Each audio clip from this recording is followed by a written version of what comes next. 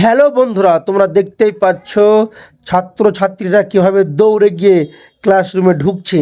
হ্যাঁ, আজকে মাধ্যমিকের শেষ পরীক্ষা ভৌত বিজ্ঞান।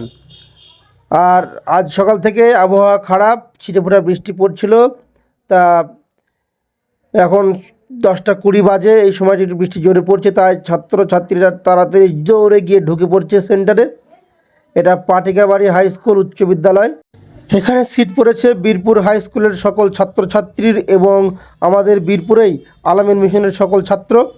এছাড়াও রয়েছে ধুবুলা মিশনের ছাত্র, তারা পরীক্ষা দিচ্ছে পাটিকাবাড়ি উচ্চ বিদ্যালয়ে।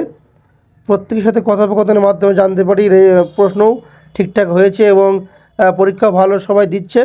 অঙ্ক প্রশ্ন দুটো নাকি বাইরে থেকে এসেছে বা মাধ্যমিক লেভেলে প্রশ্ন নয়, জানতে পারলাম কথোপকথনের মাধ্যমে। যাই হোক, সকল ছাত্রছাত্রীরা ভালোভাবে পরীক্ষা দিক এবং ভালোভাবে রেজাল্ট করুক।